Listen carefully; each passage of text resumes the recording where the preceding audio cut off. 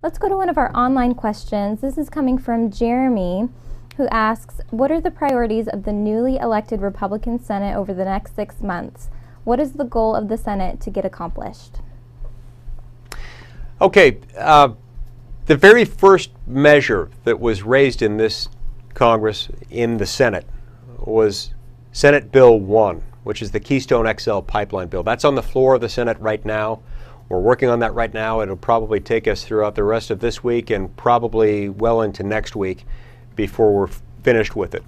While it deals with just one project, an energy-related project, it's an important one. It's one that would create 42,000 jobs, and it's one that would help shore up energy independence in North America.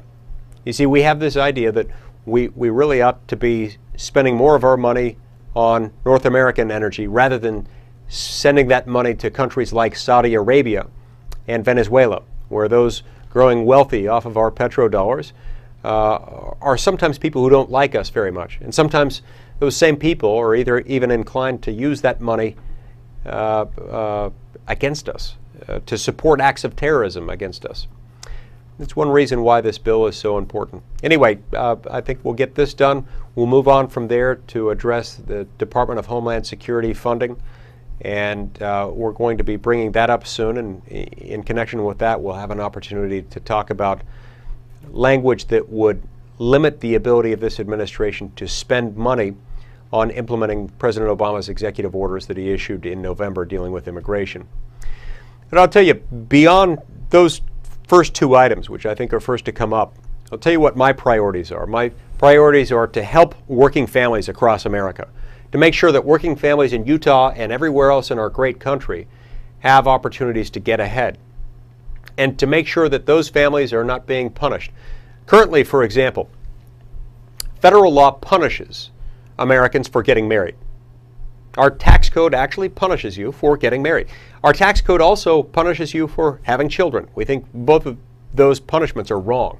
Our tax code shouldn't be used as a tool for social engineering, and it certainly shouldn't be used to punish people for starting families. The family is the building block of American society.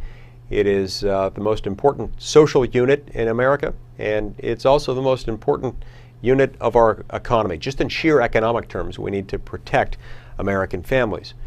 So I've got a bill that would fix that. It's called the Family Fairness Opportunity Tax Reform Act, or FFATRA. If you say it fast enough, it sounds like a swear word. I've never been very good at coming up with acronyms for my bills, but FFATRA is a very good bill. I've got another bill that I introduced today and that I held a press conference on today with one of my House counterparts, Representative Roby from Alabama. This bill would make it possible for American moms and dads who work to earn what's called comp time. You see, a government worker, if he or she chooses to work more hours in a particular week, can save those hours and sort of cash them in the next week. If they want to attend a child's ballet recital or baseball game, they can do so. Government workers have that option. Private sector workers don't. We think this is wrong and it's unfair. If it's good enough for government workers, federal law shouldn't prohibit employers and employees from entering into a similar arrangement.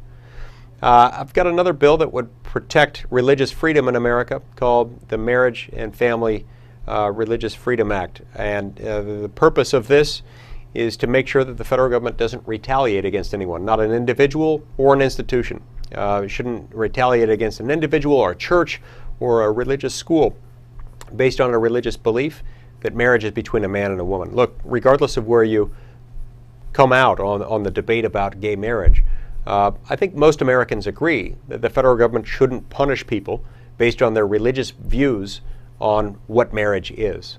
So that's another important measure. Finally, I'll tell you about my Transportation Empowerment Act. The idea behind this is to improve our transportation infrastructure funding in this country and do so without raising taxes. Here's how we would do it.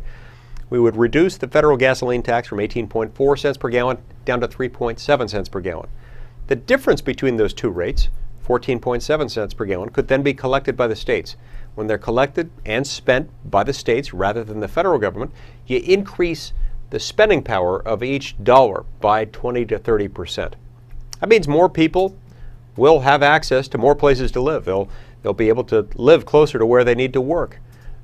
Because when you have the ability to build roads, usually there's a direct connection between that and access to affordable housing that's close to where people want to live and close to where they need to work. All of these things are good for American families, and we need to take care of them. We have to remember that it's not just about cutting big government. It's about fixing broken government. If you shrink a big government that's dysfunctional because of bad policy, you're still stuck with a slightly smaller, broken government. We don't want that, and we want a government that works for you. We want a government that's more efficient, that's more effective, and most importantly, that's more accountable to you, the voters of our great nation.